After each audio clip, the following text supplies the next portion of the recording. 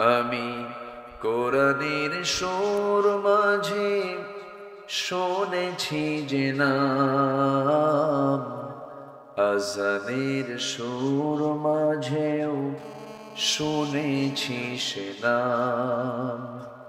ও নাম শুনেছি আমি আমার হৃদয়, হে রাসূল নবীজি তোমায়, হে রাসূল নবীজি তোমায়। সবাই কেমন আছেন বলুন তো? আমাকে প্রশ্ন করে ফেললেন। আল্লাহ তাআলা আমাকে তো আপনার সাথেই বসে রেখেছেন। আপনি তো স্থলভাগে আছেন, আমি তো জলভাগে আছি। নিচে পানি না, নিচে পানি, আমরা পানিতে আছি আর আপনি স্থলে আছেন। জি, আল্লাহ পাক আমাদেরকে একটা অনুকূল পরিবেশ দিয়েছেন। একটা অনুকূল পরিবেশে আমরা কোরআন শোনার, কোরআন বোঝার, কোরআন জানার একটি নিশ্চিন্ত, একটি অনুকূল মুক্ত চিন্তা নিয়ে আমরা বসার সুযোগ পেয়েছি, যা কিছুদিন আগেও ছিল না। বিশেষ করে মাহফিল বাস্তবায়ন কমিটি যখন এটার উদ্যোগ নিতেন, বড় পেরেশানি কাজ করতে, তাদের মুখোমুখি করে দিত প্রশাসনে। থানায় যেতেন, জুতার তলা ক্ষয় হতো। মাহফিলের একদিন আগে বলতো নাশকতার আশঙ্কা, তদন্ত গোয়েন্দা রিপোর্ট, মাহফিল হবে না। এই সমস্ত ক্ষতিগুলো তারা করত। জঙ্গিবাদের নাটক তৈরি করত। আজকে এই 6 মাস কিন্তু জঙ্গিবাদের কিন্তু কোনো নাটক আমরা দেখি নাই। দেখবেন কেমন নাট্যকার তো নাই, যিনি এটার পরিকল্পনা করবেন তিনিই তো নাই, নাটক হবে কেন? তো যাই হোক, আমরা সুন্দর একটি সময় বসতে পেরেছি। বলি আলহামদুলিল্লাহ, জোরে বলি আলহামদুলিল্লাহ। সবাই বলছে আল্লাহুম্মা আইন্নি আলা যিকরিকা ওয়া শুকরিকা ওয়া হুসনি ইবাদাতিকা। সবাই বলি আল্লাহুম্মা ইন্নী আসআলুকা আল হুদা ওয়াত তুকা ওয়াল আফাফা ওয়াল গিনা। আমরা আল্লাহ তাআলার শুকর আদায় করে নিলাম। আমার আগে মেহমানবৃন্দ তারা অনেক সুন্দর সুন্দর চমকপ্রদ কথা বলেছেন। আমি শেষ ক্লাসে খুব যে বেশি সময় নিয়ে কথা বলবো তাও না, তবে যতটুকু সময় আছে আমল যদি করার নিয়তে শুনি এবং আমরা বলি, এতটুকু সময় একটা মানুষের জান্নাত পাওয়ার জন্য যথেষ্ট কথা যদি কি আমলের নিয়তে শুনে, এই কথাগুলি বান্দাকে জান্নাতে নিয়ে যাবে। আমার নবীজি তার জীবনের সেরা ভাষণ দিয়েছেন ফি হাজ্জাতিল বিদা, বিদায় হজের ভাষণ দিয়েছেন। ওয়ানলি 25 থেকে 30 মিনিট তিনি কথা বলেছেন। এমন কোন সাবজেক্ট নাই মানবতা নিয়ে, আখিরাত নিয়ে, সামাজিকতা নিয়ে, পারিবারিক জীবন নিয়ে এমন কিছু তিনি কথা বলেছেন যে নাতি দীর্ঘ বক্তৃতার মধ্যে পৃথিবীর সকল কথা এই কথার মধ্যে চলে আসছে। আলহামদুলিল্লাহ। এই জন্য আমরা যারা বসেছি, আমরা শুধু শুনতে এসেছি না আমলের নিয়তে এসেছি? আমলের নিয়তে এসেছি। আসুন আমরা ধীরে ধীরে আলোচনার দিকে চলে যাচ্ছি। আমরা শুনেছি এই মাহফিলটার নাম হলো তাফসীরুল কোরআন মাহফিল। তাফসীর মানে দ্য এক্সপ্লেইন, ব্যাখ্যা। কোরআন মানে কোরআন, কোরআনের ব্যাখ্যা হয় যে জায়গায়, সেটা হচ্ছে তাফসীরুল কোরআন মাহফিল। এই কোরআন থেকে যারা কথা বলবে তারাই প্রকৃত সত্য কথা বলবে। এই কোরআন দিয়ে যারা বিচার করবে তারাই সঠিক বিচার করতে পারবে, এবং এই কোরআন দিয়ে যারা দাওয়াত দিবে তারাই হচ্ছে একমাত্র সঠিক দাওয়াত, পথের দাওয়াত তারাই দিতে পারে। অর্থাৎ মান ক্বালা বিহি সাদাকা ওয়া মান হাকামা বিহি আদালা ওয়া মান দাআ ইলাইহি ফাকাদ হুদিয়া ইলা সিরাতিন মুস্তাকিম। এই জন্য এই কিতাবকে নিয়ে আমাকে আপনাকে থাকতে হবে, এটা এনাফ। আল্লাহ তাআলা মানুষের মানব জীবনের জন্য যা প্রয়োজন সব এর মধ্যে পরিপূর্ণ দিয়েছেন, একটু ঘাটতিও রাখেন নাই, একটু অপূর্ণতা রাখেন নাই, পূর্ণাঙ্গ জীবন বিধান আকারে আল্লাহ পাক এই কিতাবটা আমাকে আপনাকে উপহার দিয়েছেন। জোরে বলে সুবহানাল্লাহ। উপহার কেন বললাম? একটা সূরা আছে যে সূরার ভিতরে আল্লাহ রাব্বুল আলামিন বারবার বান্দাকে নিয়ামতের ব্যাপারে প্রশ্ন করেছেন, একটা একটা নিয়ামতের কথা বলেছেন আর প্রশ্ন করেছেন। যে আয়াতটা বারবার আসছে, আমার সঙ্গে ঠোঁট মিলিয়ে সবাই বলুন, ফাবিআইয়ি আলাই রাব্বিকুমা তুকাযযিবান। তুমি তোমার রবের কোন কোন অবদানকে অস্বীকার করবে? সূরাটার নাম হলো সূরা রহমান। সেই রহমানের শুরুতে আল্লাহ রাব্বুল আলামিন বান্দাকে সুন্দর করে বুঝাই দিচ্ছেন, তার গুণবাচক নাম প্রয়োগ করে বলছেন আর রহমান আল্লামাল কুরআন খালাকাল ইনসানা আল্লামাহুল বায়ান আশ-শামসু ওয়াল কমারু বিহুসবান ওয়ান নাজমু ওয়াশ-শাজারু ইয়াসজুদান। জোরে বলুন আল্লাহু আকবার। তিনি রহমান, যিনি বান্দাকে কোরআন শিক্ষা দিয়েছেন, সবচাইতে বড় দয়া করে বান্দাকে কোরআন দিয়েছেন। যদি এই কিতাব যদি না থাকতো আমরা আল্লাহ কি চিনতে পারতাম না, জান্নাত জাহান্নামের দরজা আমরা খুঁজে পেতাম না, সিরাতুল মুস্তাকিম খুঁজে পেতাম না। আল্লাহ রাব্বুল আলামিন এই কিতাবটা আমাকে আপনাকে দয়া করে দিয়েছেন, এই জন্য বান্দা যেন এই কিতাব দেখে দেখে বান্দা যেন জান্নাতের রাস্তাগুলো বের করে নিতে পারে। কোনটা জান্নাতের রাস্তা এটা যেন খুঁজে বের করতে পারে। এটা এমন একটা জানালা, যে জানালায় চোখ রাখলে জান্নাত এবং জাহান্নামের দৃশ্য সব আল্লাহ পাক এর মধ্যে তুলে ধরেছেন। জোরে বলে সুবহানাল্লাহ। কোনো কিছু বাদ পড়েনি এর মধ্যে। তো আমি শুরুতেই একটা সাবজেক্ট আমি বলে দিচ্ছি। আমরা যে বিষয়ে কথা বলতে চাই সেটা হলো, আমাদের সবচেয়ে বড় চ্যালেঞ্জ হলো কোনো ক্রমেই জাহান্নামে যাওয়া যাবে না। আমরা সবাই কোথায় যেতে চাই বলেন তো? এই মিস হলে বড় ধরা খেয়ে যাবো আমরা। যদি জান্নাত মিস হয় চরম বেকায়দা হয়ে যাবে, চরম ধরা খেতে হবে। দুনিয়াতে কিছু মিষ্টি হলে না হয় পরে পুনরুদ্ধার হতে পারে, তা ক্ষণিক জীবন পার হয়েই গেল। কিন্তু আখিরাতে গিয়ে যদি জান্নাত যদি হাতছাড়া হয়, এর চাইতে বড় লস বান্দার জীবনে আর হতে পারে? আসতে হতে পারে? তাহলে এখন প্রশ্ন হলো, জাহান্নামী তো অধিকাংশ লোকগুলোই জাহান্নামী হয়ে যাবে। আল্লাহ রাব্বুল আলামিন সুন্দর করে এক জায়গায় ক্লিয়ার করে বলছেন, ওয়ালাকাদ যারানা লিজাহান্নামা কাসীরাম মিনাল জিন্নি ওয়াল ইনস লাহুম কুলুবুন লা ইয়াফকাহুনা বিহা ওয়া লাহুম আ'য়ুনুন লা ইউবসিরুনা বিহা ولهم آذان لا يسمعون بها أولئك كالأنعام بل هم أضل। জোরে বলুন আল্লাহু আকবার। আমি অধিকাংশ জিন এবং ইনসানকে সৃষ্টি করেছি জাহান্নামের জন্য, যাদের চোখ আছে দেখে না, কান আছে শোনে না, অন্তর আছে বোঝে না। এরা চতুষ্পদ জন্তু অথবা তার চাইতে নিকৃষ্ট ঘোষণাকার। আসতে বলবেন না, কার?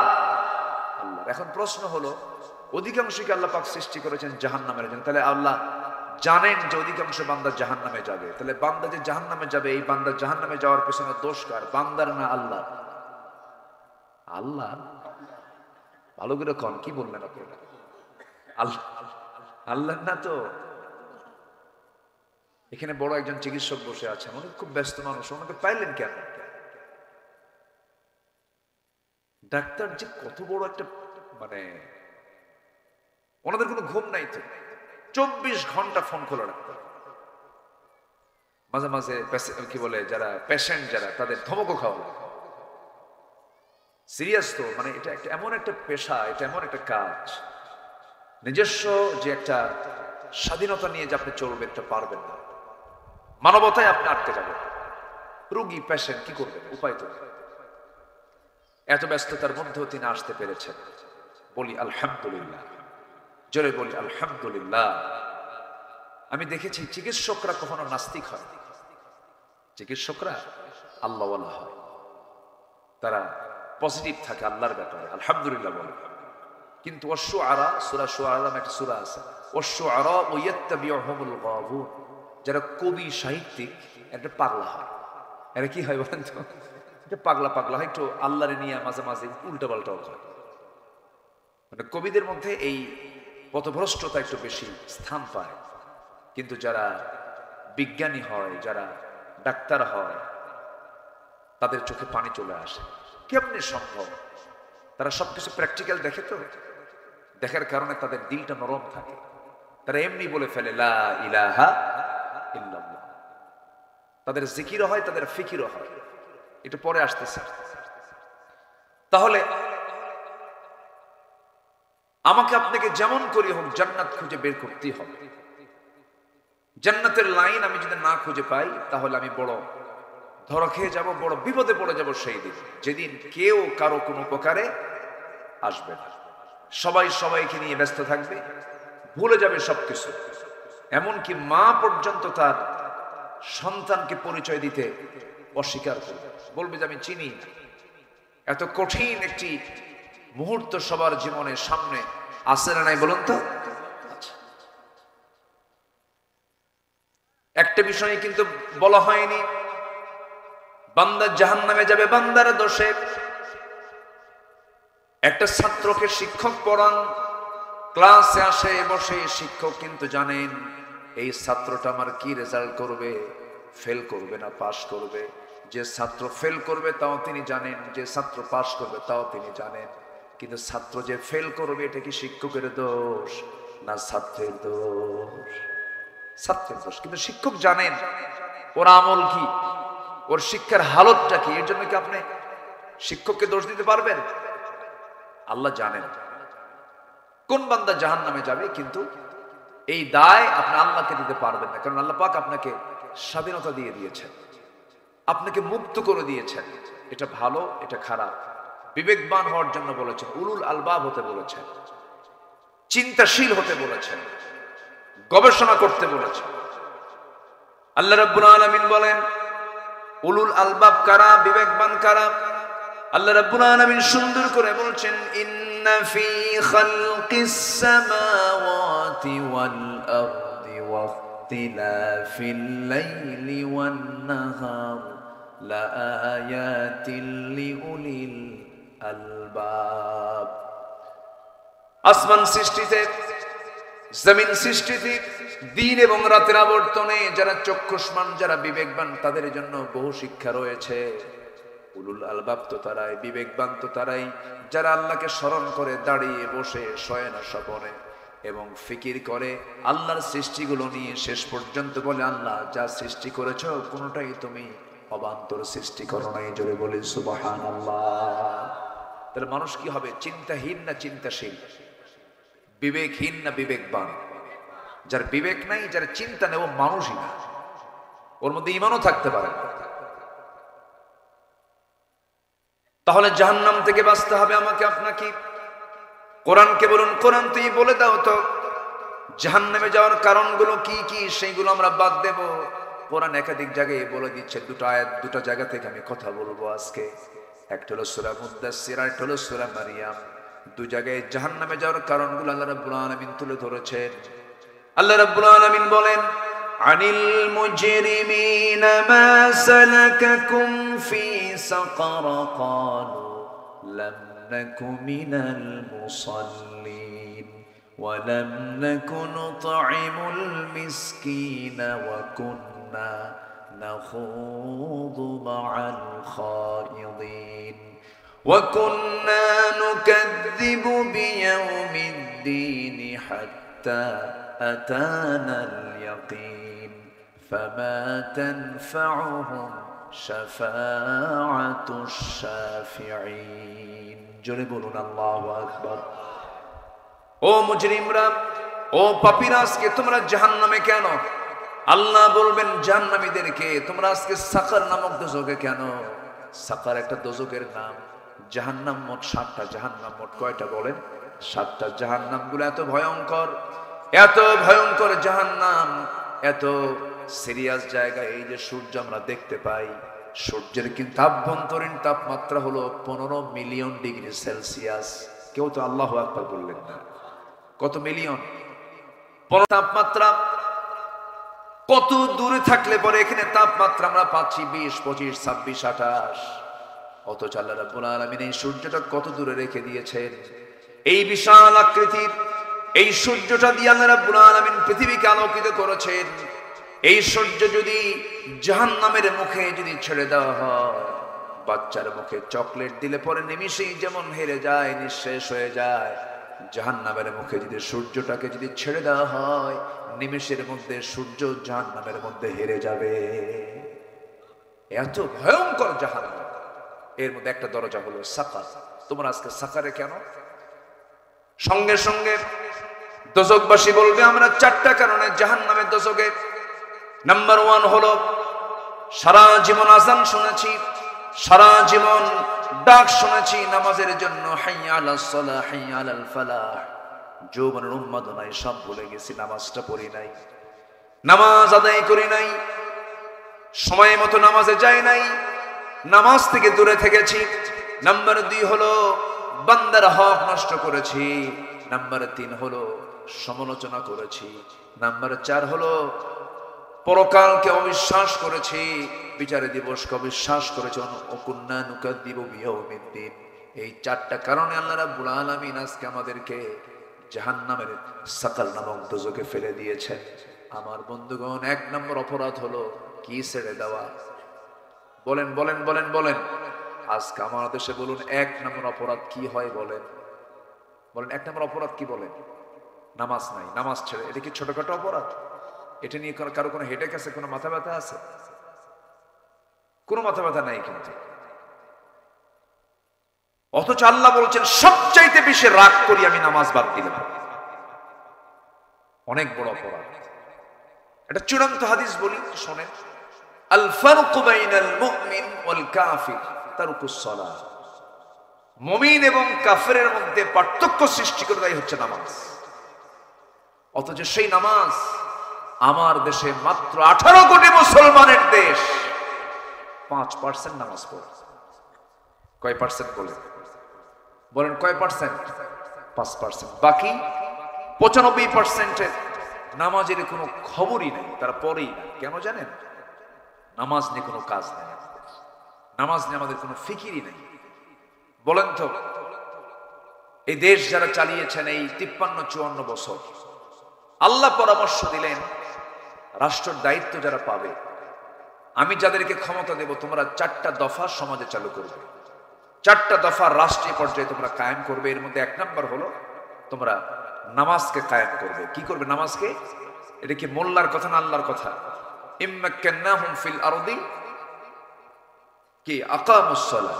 রাষ্ট্রীয় ক্ষমতা যাকে দেওয়া হবে 1 নম্বর কাজ হলো সে রাষ্ট্রীয় পর্যায়ে নামাজকে কায়েম করবে। তাহলে বলুন, আমার দেশে দল আছে না নাই? আসতে বলে। সে দলের নেতা আছে না নাই? তাহলে সংঘবদ্ধ শক্তিও আছে না নাই? অনেক দল দেশের ক্ষমতায় গেছে কিনা বলেন? গেছে। কেউ 25, কেউ 16, কেউ 9। কেয়ারটেকার গভর্নমেন্ট কয়েক বছর, সবাই কিন্তু ক্ষমতার চেয়ারে বসছে, দেশ চালাইছে, শাসন করেছে, সংসদ অধিবেশন হয়েছে, আইন পাশ হয়েছে, সংযোজন হয়েছে, সংবিধান হয়েছে, সংকোচন হয়েছে। কিন্তু আল্লাহ যে বললেন শুধু 4টা দফা তুমি জারি করো, আমি আল্লাহ আকাশের এবং জমিনের রহমতের দরজা খুলে দেব। লাফাতাহনা আলাইহিম বারাকাতিন মিনাস সামাই ওয়াল আরদ। আমি খুলে দেব, আমি ওয়াদা করলাম। কিন্তু আজ পর্যন্ত মুসলমান হওয়ার পরেও, নামের আগে মুহাম্মদ থাকার পরেও আজ পর্যন্ত কোন শাসক গোষ্ঠী কি এই 18 কোটি মানুষকে জাহান্নাম থেকে বাঁচানোর জন্য 1 নম্বর যে কাজ, নামাজের কোন আইন কি তারা পাশ করেছে? এগুলো বললে আমরা কি রাজনীতি হয়ে যায়, মানে আমরা এগুলো বলতে পারবো না। 16 বছর তো বলতেই দেয় না। মাহফিলে বসলেই 2 পাশে কিরামন কাতিবিন বসে যেত।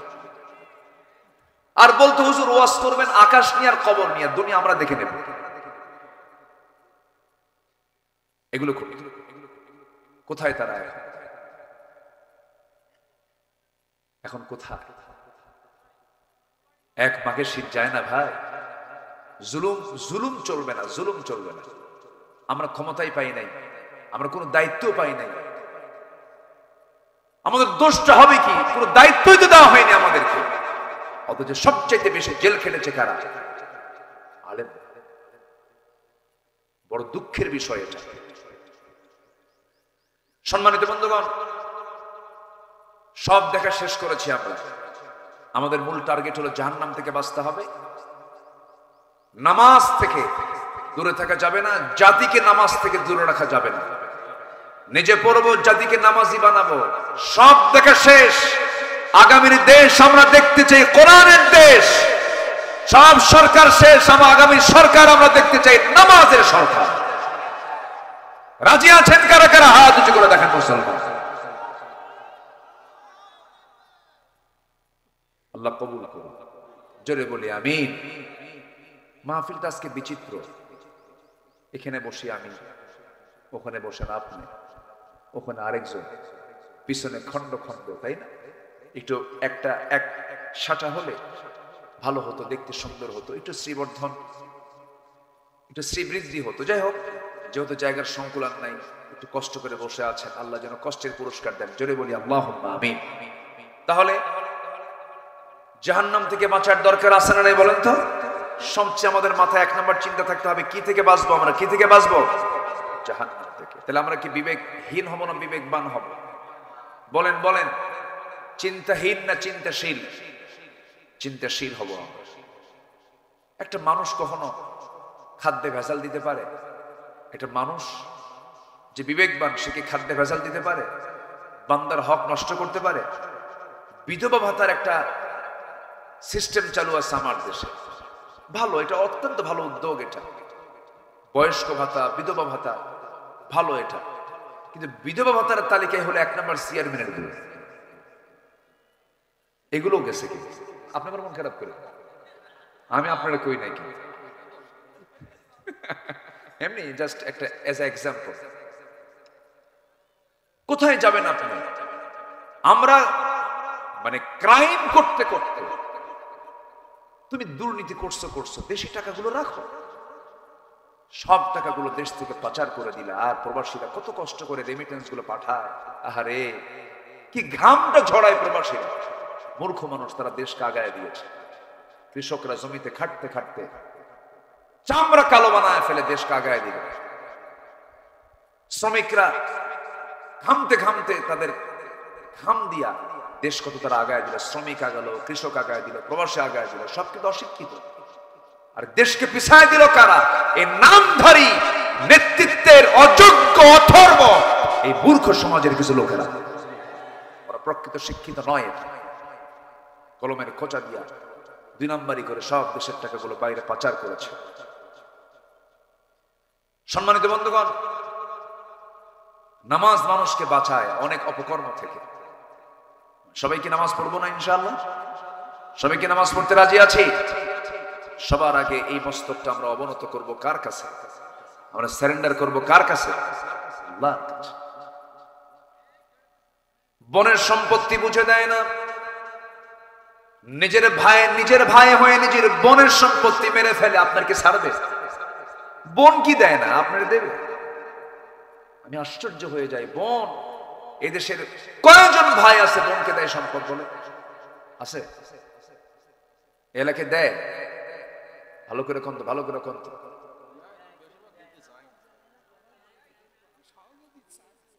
সহজে দিতে চায় না, খুব বেকার। বোন আসলেই চেহারা কালো বানায় ফেলে। বোন আসছে হলো ভাইয়ের বাড়ি না বাপের বাড়ি?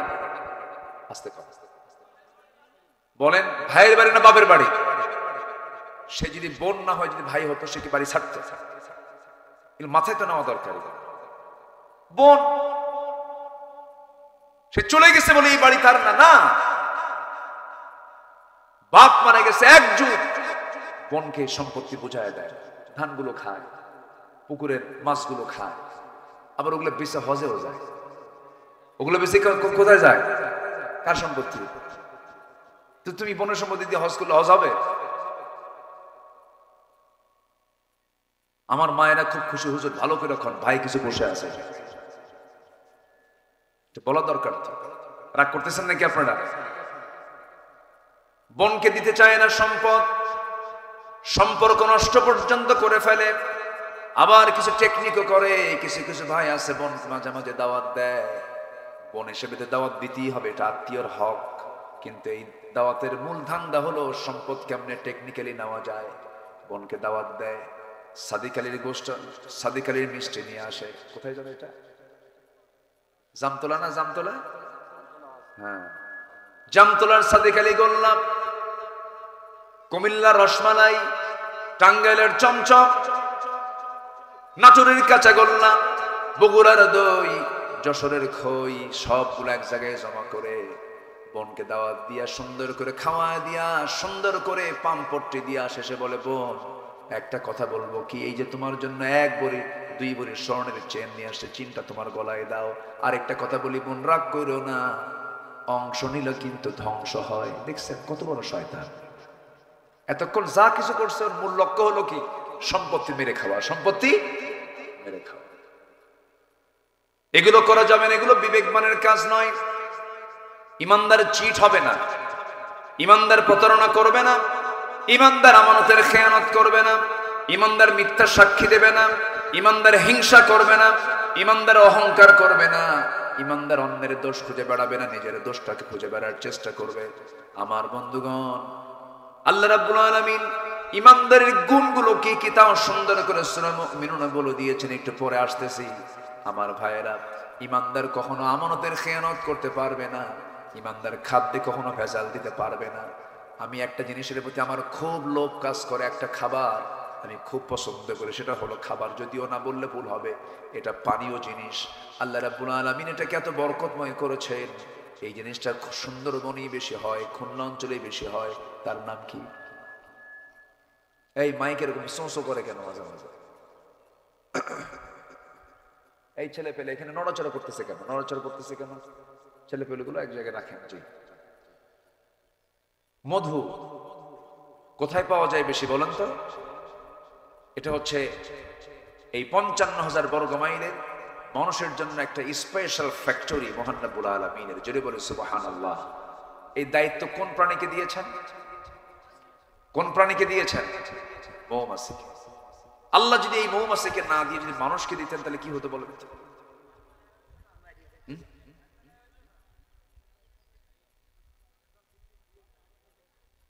একজনকে সব ভারতে চলে যেত। এখানে চিকিৎসক বসে আছেন, অনেকে বলেন ক্যান্সারের কোনো অ্যান্সার নাই। কতটা শিরিকের কথা! কে বলেছে অ্যান্সার নাই? যার কাছে অ্যান্সার আছে তিনি আমার কে। ক্যান্সারের রোগেও কিন্তু ভালো হয়ে যায়, ভালো হয় না? ভালো হয়। এমন কোন রোগ নাই যে রোগের চিকিৎসা অবশ্যই ভালো হবে। ভালো হবে না কেন? আমাকে আপনাকে ভালো হতে হবে। আপনি ক্যান্সারের রোগী এখনো আছেন, ভালো হয়ে গেছে। এই যে আলহামদুলিল্লাহ করেন, এই যে প্র্যাকটিক্যাল পেয়ে গেলেন, আলহামদুলিল্লাহ বলেন। কয়েছে ক্যান্সারের অ্যান্সার। আমি 2009 সালে হজে গিয়েছি। আমি এক ইউরোপিয়ানকে দেখলাম, সে জমজমের ওই যে ওখানে জমজম পাওয়া যায়, জমজম পানিটা ট্যাপ খুলে কল খুলে নিতে হয়, বোতলে ভরায় ভরায় নিয়ে যায়, তাই না? হ্যাঁ, হজেও গেছে, ধরায় নিয়ে যায়। তো আমি দেখি একজন, সে খাচ্ছে না, বোতলও ভরাচ্ছে না, সে মাথায় ঢালে, গায়ে ঢালে। ভাবলাম যে এই জমজমের পানিগুলো নষ্ট করতেছে কেন? এটা তো বিশাল নিয়ামত। এটা আমার কাছে মনে হলো এরকম। আমি কাছে গিয়ে বললাম, ফি মুশকিলা, কোনো প্রবলেম আপনার? তুই না আরবিও বোঝেন, আবার ইংরেজিও বোঝেন, আবার অন্য একটা ভাষা। তো আমি এখন ইশারা ইঙ্গিতে বোবার মতো বলে না কথা, বোবার সাথে কথা বলা যায় না? বলা যায়। তো আল্লাহ পাক তো সবই দিয়েছেন মানুষকে। আমি তাকে বললাম, আপনি এগুলো করতেছেন কেন? তো বলতেছে, 20 দিন আগে আমি মক্কা আসছি, আমার ক্যান্সার হয়েছে, স্কিন প্রবলেম, স্কিন ক্যান্সার। তো ডাক্তার আমাকে মানা করে দিয়েছেন। আমি ভাবলাম যে একটু আল্লাহর ঘরে যাই। আসছে জমজম, বলে জমজম খাই, গায়ে লাগাই, পেট ভরে ভরে খাচ্ছি। গত 2 দিন আগে চেক আপ করে দেখি ক্যান্সারটা আমার ভিতরে নাই। কি হয়? ওষুধ হয়, ওষুধ হয় কিনা বলেন? জমজম পানিটা হলো এমন পানি, সব পানি বসে বসে পান করতে হয়। এই পানিটা রাসূল দাঁড়ায় দাঁড়ায় পান করেছেন আর দোয়া করেছেন, আল্লাহুম্মা ইন্নী আসআলুকা ইলমান নাফিআ ওয়া রিজকান ওয়াসিআ ওয়া শিফাআন মিন কুল্লি দাইন। এই পানি পান করলে শুধু তৃষ্ণাই নিবারণ হয় না, সব পানিতে শুধু তৃষ্ণা নিবারণ হয়, কিন্তু জমজমের পানি পান করলে তৃষ্ণাও নিবারণ হয়, ক্ষুধাও নিবারণ হয়। জোরে বলে সুবহানাল্লাহ। এক্সট্রা একটা গুণ আল্লাহ পাক এই পানির মধ্যে দিয়েছেন। আজওয়া খেজুর আছে, আজওয়া খেজুর সহিহ হাদিস, যদি কোনো বান্দা সকালবেলা খালি পেটে 7টা করে আজওয়া খেজুর খেতে পারে, রাসূল নিজেই চিকিৎসা দিয়েছেন। রাসূল বলছেন তার কাছে কোনো অনিষ্ট স্থান পাবে না, সে সুস্থ হয়ে যাবে। এবার মধু নিয়ে কথা বলতেছেন কে? আসতে বলবেন না, কে কথা বলছেন? এবার আল্লাহ কি দিলেন দেখেন, সুন্দরবনে। কোথায় দিলেন? সুন্দরবনে দিলেন। সুন্দরবন আমার আপনার জন্য নিয়ামত, বলি আলহামদুলিল্লাহ। সুন্দরবন পাহারা দেয় কে? বলেন কে পাহারা দেয়? মানুষকে দায়িত্ব দিলে থাকতো, এই গাছগুলো থাকতো। বন খেকো ওসমান হয়ে যেত, সব বন খেকো ওসমান হয়ে যেত। ইতিহাস যাদের জানা আছে, নাম বলা মাত্রই তো বোঝার কথা।